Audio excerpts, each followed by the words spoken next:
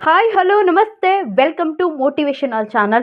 ಸರ್ವೇ ಜನೋ ಸುಖಿನೋ ಭವಂತು. ನನ್ನೆಲ್ಲ ಆತ್ಮೀಯ ಬಂಧುಗಳೇ, ಎಲ್ಲರೂ ಕೂಡ ಸೌಖ್ಯವಾಗಿದ್ದೀರಾ ಅಂತ ನಾನು ಕೂಡ ತುಂಬಾ ಚೆನ್ನಾಗಿದ್ದೀನಿ. ಇವತ್ತಿನ ಟಾಪಿಕ್ ಏನಂತ ಅಂದರೆ, ಮಾರ್ಚ್ 19 ನಮ್ಮ ಹೊಸ ಒಂದು ಸಂವತ್ಸರ ಸ್ಟಾರ್ಟ್ ಆಗ್ತಾ ಇದೆ.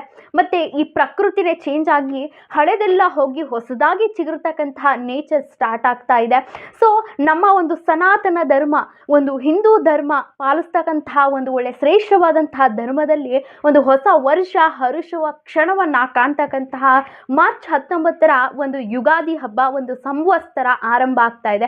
ಸೊ ಆ ಯುಗಾದಿ ಹಬ್ಬದ ದಿನ ನಾವು ಏನೆಲ್ಲ ಒಂದು ವಸ್ತುಗಳನ್ನು ಮನೆಗೆ ತಂದರೆ, ಅಥವಾ ನಾವು ಯಾವೆಲ್ಲ ಒಂದು ರೆಮಿಡೀಸ್ನ ಮಾಡ್ಕೊಳ್ಳೋದ್ರಿಂದ ನಮ್ಮೆಲ್ಲ ಕಷ್ಟಗಳು ದೂರ ಆಗ್ತವೆ. ಸೊ ಮದುವೆ ಸೆಟ್ ಆಗ್ತಾ ಇರಲ್ಲ, ಮದುವೆ ಆಗಬೇಕು.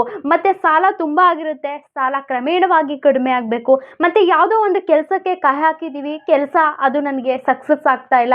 ಮತ್ತು ಮನೆಯಲ್ಲಿ ಯಾವಾಗಲೂ ಕೂಡ ಹುಷಾರು ತಪ್ಪತಕ್ಕಂಥದ್ದು, ಅನಾರೋಗ್ಯ ಕಾಡ್ತಕ್ಕಂಥದ್ದು, ಮತ್ತು ಯಾವಾಗಲೂ ಕೂಡ ಕಿರಿಕಿರಿ, ಜಗಳ, ಮನಸ್ತಾಪ, ಈ ಕೋಪ, ಕಿರ್ಚಾಟ ಎಲ್ಲವೂ ಪ್ರತಿಯೊಬ್ಬ ಮನುಷ್ಯ ಅಂತ ಅಂದರೂ ಕೂಡ ಏನಾದರೂ ಒಂದು ಸಮಸ್ಯೆನ ನಾವು ನೋಡ್ತಾನೆ ಬರ್ತಾ ಇರ್ತೀವಿ. ಹಾಗಾಗಿ ಈ ಒಂದು ಹೊಸ ಸಂವತ್ಸರದಲ್ಲಿ, ಈ ಯುಗಾದಿ ಹಬ್ಬದ ದಿನ ಯಾವೆಲ್ಲ ಒಂದು ರೆಮಿಡೀಸ್ನ ಮಾಡ್ಕೊಳ್ಳೋದ್ರಿಂದ ನಮ್ಮ ಜೀವನದಲ್ಲಿರ್ತಕ್ಕಂತಹ ಕಷ್ಟಗಳನ್ನೆಲ್ಲ ನಾವು ಹೇಗೆ ಹೊಸ ವರ್ಷವನ್ನು, ಹೊಸ ಒಂದು ಫ್ಯೂಚರ್ನಾಗಿ ನಾವು ಸಕ್ಸಸ್ ಮಾಡಬಹುದು ಅನ್ನೋದ್ರ ಬಗ್ಗೆ ಇವತ್ತಿನ ವಿಡಿಯೋದಲ್ಲಿ ತಿಳಿಸ್ತಾ ಹೋಗ್ತೀನಿ. ಅದಕ್ಕಿಂತ ಮುಂಚಿತವಾಗಿ ನನ್ನ ಚಾನಲ್ನ ಇನ್ನು ಯಾರೆಲ್ಲ ಸಬ್ಸ್ಕ್ರೈಬ್ ಆಗದೆ ನೋಡ್ತಿದ್ದೀರಾ, ದಯವಿಟ್ಟು ಒಮ್ಮೆ ಸಬ್ಸ್ಕ್ರೈಬ್ ಮಾಡಿಕೊಂಡು ಹಾಗೆ ನಿಮ್ಮ ಎಲ್ಲ ಆತ್ಮೀಯರಿಗೂ ಕೂಡ ನನ್ನ ಈ ವಿಡಿಯೋನ ಶೇರ್ ಮಾಡಿ, ಹಾಗೆ ಸಬ್ಸ್ಕ್ರೈಬ್ ಮಾಡಿಕೊಂಡು ವಿಡಿಯೋ ನೋಡಿ ಅಂತ ಹೇಳ್ತಾ ಲೆಟ್ಸ್ ಗೆಟ್ ಸ್ಟಾರ್ಟ್. ಬಂಧುಗಳೇ, ಈ ಯುಗಾದಿ ಹಬ್ಬ ಅಂದ್ರೇ ಏನೋ ಒಂಥರ ಖುಷಿ, ಸಂಭ್ರಮ, ಒಂದು ಎಣ್ಣೆ ಹಚ್ಚಿ ಸ್ನಾನ ಮಾಡ್ತಕ್ಕಂಥದ್ದು, ಮನೆಯಲ್ಲಿ ಹಬ್ಬದ ವಾತಾವರಣ, ಒಬ್ಬಟ್ಟು, ಹೋಳಿಗೆನ, ತುಪ್ಪನ ಸವಿತಕ್ಕಂತಹದ್ದು, ನಾನಾ ರೀತಿಯ ಬಗೆಯ ತಿಂಡಿ ತಿನಿಸುಗಳನ್ನ ತಿಂತಕ್ಕಂತಹದ್ದು, ಹೊಸ ಬಟ್ಟೆಯನ್ನು ಧರಿಸ್ತಕ್ಕಂತಹದ್ದು, ಎಷ್ಟು ಶುಚಿತ್ವವಾಗಿರ್ತಕ್ಕಂಥದ್ದು. ಆ ಹಬ್ಬದ ಆ ಒಂದು ವಾತಾವರಣನೇ ಯುಗಾದಿ ಹಬ್ಬ ಅಂದ್ರೇ ಹಾಗೆ. ನಮ್ಮ ಈ ಒಂದು ಹಳೆಯ ಸಂವತ್ಸರ ಎಲ್ಲ ಮುಗ್ದು, ಈ ಹಳೆ ಮರ ಗಿಡಗಳೆಲ್ಲ ಉದುರಿ ಹೊಸದಾಗಿ ಚಿಗುರತಕ್ಕಂತಹ ಒಂದು ಸಂವತ್ಸರದಲ್ಲಿ ಈ ಹೊಸ ವರ್ಷವನ್ನು ನಾವು ಪ್ರತಿಯೊಬ್ಬರು ಕೂಡ ಆಚರಣೆ, ಅದರಲ್ಲೂ ನಮ್ಮ ಸನಾತನ ಧರ್ಮ, ನಮ್ಮ ಹಿಂದೂ ಧರ್ಮ ಅಂತ ಅಂದರೆ ಒಂದು ಒಳ್ಳೆ ಶ್ರೇಷ್ಠವಾದಂತಹ ಆಚರಣೆ ಮಾಡಿಕೊಂಡು ಬರ್ತಾ ಇರ್ತೀವಿ. ಸೊ ಈ ಯುಗಾದಿ ಹಬ್ಬದ ದಿನ ನಾನೊಂದು ರೆಮಿಡೀಸ್ನ ಹೇಳ್ತೀನಿ. ಆ ರೆಮಿಡೀಸ್ನ ನೀವು ಪ್ರತಿ ಒಬ್ಬರು ಕೂಡ ತಪ್ಪದೇನೆ ಪಾಲಿಸೋದ್ರಿಂದ ನೀವು ಅಂದ್ಕೊಂಡಿರ್ತಕ್ಕಂತಹ ಕೆಲಸ ಕಾರ್ಯಗಳಾಗುತ್ತೆ, ಕಂಕಣ ಬಲ ಕೂಡಿ ಬರುತ್ತೆ. ಮತ್ತು ಏನೇ ಕಷ್ಟ ಇದ್ರೂ ಕೂಡ, ಯಾವುದೇ ಒಂದು ಪರಿಸ್ಥಿತಿ ಇದ್ರೂ ಕೂಡ ಕ್ರಮೇಣವಾಗಿ ಸಾಲ್ವ್ ಆಗ್ತಾ ಬರ್ತಾ ಇರುತ್ತೆ. ಅದಕ್ಕಿಂತ ಮುಂಚಿತವಾಗಿ ಸ್ನೇಹಿತರೆ, ಈ ಮಾವಿನ ಎಲೆ ತೋರಣ ಕಟ್ತಕ್ಕಂಥದ್ದು, ಈ ಬೇವಿನ ಎಲೆಯನ್ನು ತಗೊಂಡು ಬಂದು ಕಟ್ತಕ್ಕಂಥದ್ದು, ಇದನ್ನು ಮಾಡೋದ್ರಿಂದ ಒಂದು ಒಳ್ಳೆ ಗುಡ್ ವೈಬ್ ಆ್ಯಂಡ್ ಒಂದು ಒಳ್ಳೆ ರೀತಿ ಒಂದು ಗುರುಗ್ರಹನ ಅನುಗ್ರಹ ಆಗುತ್ತೆ ಅಂತ ಹೇಳ್ತಾ ರೆಮಿಡೀಸ್ ಕಡೆ ಹೋಗೋಣ. ಸ್ನೇಹಿತರೆ, ಈ ಅರಿಶಿಣದ ಕೊಂಬು ಬರುತ್ತೆ ಗೊತ್ತಾ? ಆ ಅರಿಶಿಣದ ಕೊಂಬನ್ನು 15 ಅರಿಶಿಣ ಕೊಂಬು ತಗೊಳ್ಬೇಕಾಗತ್ತೆ. ಒಂದು ದಾರವನ್ನು ತಗೊಳ್ಬೇಕಾಗುತ್ತೆ. ಆ ವೈಟ್ ದಾರ ಏನಿರುತ್ತೆ, ಆ ದಾರವನ್ನು ಅರಿಶಿಣ ನೀರಿನಲ್ಲಿ ಅದ್ದು ಆ ಒಂದು ಅರಿಶಿಣ ದಾರವಾಗಿ ಮಾಡಬೇಕಾಗುತ್ತೆ. ಅರಿಶಿಣ ಅಂತರನೇ ಒಂದು ಗುರುಗ್ರಹ ಆ್ಯಂಡ್ ಒಂದು ಶುಕ್ರವನ್ನು ಅಟ್ರಾಕ್ಟ್ ಮಾಡ್ತಕ್ಕಂತಹದ್ದು. ಸೊ 15 ಅರಿಶಿಣ ಕೊಂಬನೇ ಒಂದು ಅರಿಶಿಣದ ಮಾಲೆಯನ್ನು ನೀವು ಮಾಡಬೇಕಾಗತ್ತೆ. ನಿಮ್ಮ ಮನೆಯ ಮುಖ್ಯ ದ್ವಾರದ ಬಾಗಿಲಿನಲ್ಲಿ ಈ ಮಾವಿನ ಎಲೆ ತೋರಣ ಕಟ್ತೀರಾ ಅಲ್ವಾ, ಅದರ ಹಿಂದೆಗಡೆನೆ ಈ 15 ಇರ್ತಕ್ಕಂತಹ ಸ್ವಲ್ಪ ದೂರ ಅಂತರ ಇರ್ತಕ್ಕಂತಹ 15 ಅರಿಶಿಣ ಕೊಂಬಿನ ಮಾಲೆಯನ್ನು ನೀವು ಕಟ್ಟಬೇಕಾಗತ್ತೆ. 15 ಯಾಕೆ ಕಟ್ಟಬೇಕು ಅಂತಂದರೆ, 5 + 1 6 ಆಗುತ್ತೆ. ಅಲ್ಲಿ ಒಂದು ಶುಕ್ರನ ಒಂದು ಅನುಗ್ರಹ ಆಗುತ್ತೆ, ಒಂದು ಲಕ್ಷ್ಮಿಯ ಸಂಖ್ಯೆ ಅದು. ಹಾಗಾಗಿ ಒಂದು ಹಳದಿ ಅಂತ ಅಂದ್ರೇ ಗುರುಗ್ರಹ. ಹಾಗಾಗಿ ನೀವು ಒಂದು 15 ಅರಿಶಿನ ಕೊಂಬನ್ನು ತಗೊಳ್ಬೇಕಾಗುತ್ತೆ.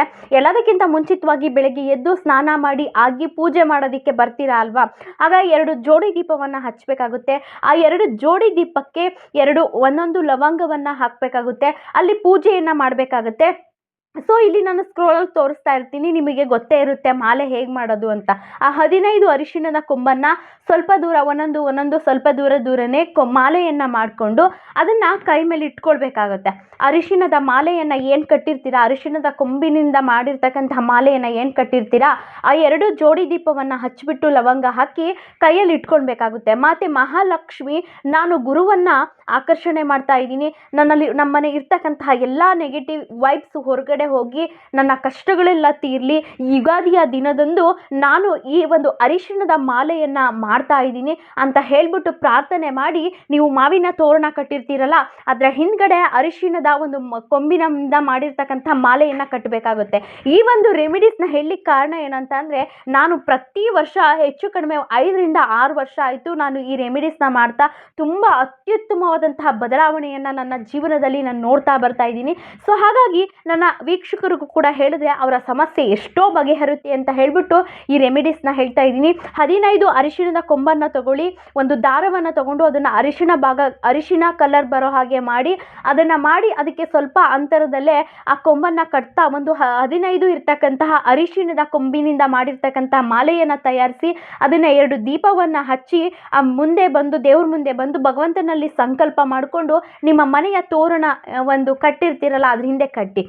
ಇದನ್ನು ಯಾವಾಗ ತೆಗಿಬೇಕಂತ ಅಂದರೆ, ನೀವು ಇವಾಗ ತೆಗೆದಿದ್ದೀರಿ, ಇದನ್ನು ಕಟ್ಟೋಕ್ಕಿಂತ ಮುಂಚೆ ಒಂದು ಮಂತ್ರವನ್ನು 108 ಬಾರಿ ಹೇಳಿ ಇದನ್ನು ನೀವು ದೇವರಲ್ಲಿ ಪ್ರಾರ್ಥನೆ ಮಾಡಿ ತದನಂತರ ಬಂದು ಕಟ್ಟಬೇಕಾಗತ್ತೆ. ಆ ಮಂತ್ರ ಯಾವುದು ಅಂತ ಅಂದರೆ, ಓಂ ಗ್ರಾಂ ಗ್ರೀಂ ಗಂ ಸಹತ್ ಗುರುವೇ ನಮಃ. ಓಂ ಗ್ರಾಂ ಗ್ರೀಂ ಗ್ರೌಂ ಸಹತ್ ಗುರುವೇ ನಮಃ. ಇದು ಒಂದು ಗುರುವಿನ ಒಂದು ಬೀಜ ಮಂತ್ರ ಆಗಿರುತ್ತೆ, ಗುರುವಿನ ಆಕರ್ಷಣೆ ಮಾಡ್ತಕ್ಕಂಥದ್ದು, ಗುರುವಿನ ಬಲ ಬರ್ತಕ್ಕಂಥದ್ದು. ಹಾಗಾಗಿ ಈ ಮಂತ್ರವನ್ನು 108 ಬಾರಿ ಹೇಳಿ ಆ ಅರಿಶಿಣ ಕೊಂಬಿನಿಂದ ಮಾಡಿರ್ತಕ್ಕಂಥ ಮಾಲೆಯನ್ನು ಕೈಯಲ್ಲಿಟ್ಟು 108 ಬಾರಿ ಆ ಮಂತ್ರವನ್ನು ಜಪಿಸಿ ಮತ್ತೆ ಅದನ್ನು ಸಂಕಲ್ಪ ಮಾಡಿಕೊಂಡು ನಿಮ್ಮ ಮನೆಯ ಮುಂದೆ ತೋರಣವನ್ನು ನೀವು ಕಟ್ಟಬೇಕಾಗತ್ತೆ.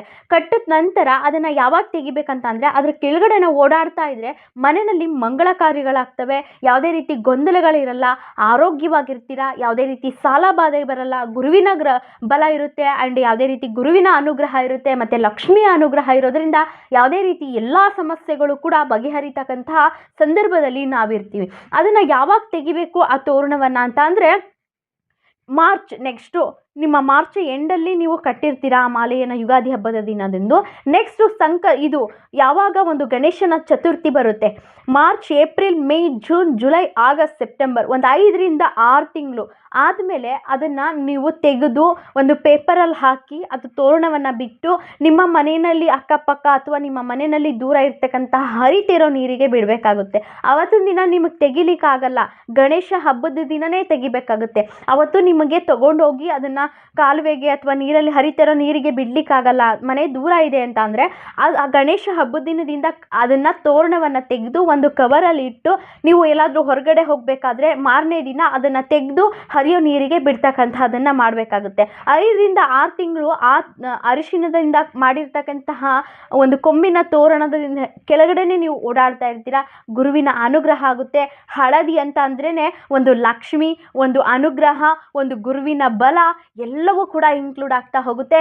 ಸ್ನೇಹಿತರೆ, ಈ ಒಂದು ರೆಮಿಡೀಸ್ನ ನಾನು 5ರಿಂದ 6 ವರ್ಷದಿಂದ ಮಾಡ್ತಾ ಬರ್ತಾ ಇದ್ದೀನಿ. Extraordinary life. ನಿಜವಾಗ್ಲೂ ಈ ಒಂದು ರೆಮಿಡೀಸ್ನ ಎಲ್ರಿಗೂ ಕೂಡ ನಿಮ್ಮ ಆತ್ಮೀಯರು, ಸ್ನೇಹಿತರು ಎಲ್ರಿಗೂ ಕೂಡ ಶೇರ್ ಮಾಡಿ. ಮತ್ತು ನನಗೆ ನನ್ನ ಗುರು ಸಜೆಸ್ಟ್ ಮಾಡಿದಂತಹ ವಿಡಿಯೋ ಇದು. ಹಾಗಾಗಿ ಆ ಒಂದು ರೆಮಿಡೀಸ್ನ ನಾನು ಫಾಲೋ ಮಾಡ್ತಾ ಬಂದಿದ್ದರಿಂದ ನನಗೊಂದು ಒಳ್ಳೆ ಉಪಯೋಗ ಆ್ಯಂಡ್ ಒಂದು ಒಳ್ಳೆ ಲೈಫ್ ಲೀಡ್ ಆಗ್ತಾ ಇದೆ. ಅದೇ ರೀತಿ ನನ್ನ ವೀಕ್ಷಕರಿಗೂ ಕೂಡ ಇದೇ ರೀತಿ ಲೈಫ್ ಬೇಕು ಅಂತ ಹೇಳಿ ನಾನು ಈ ಒಂದು ಯುಗಾದಿ ಹಬ್ಬಕ್ಕೆ ಈ ಒಂದು ವಿಡಿಯೋನ ತಂದಿದ್ದೀನಿ.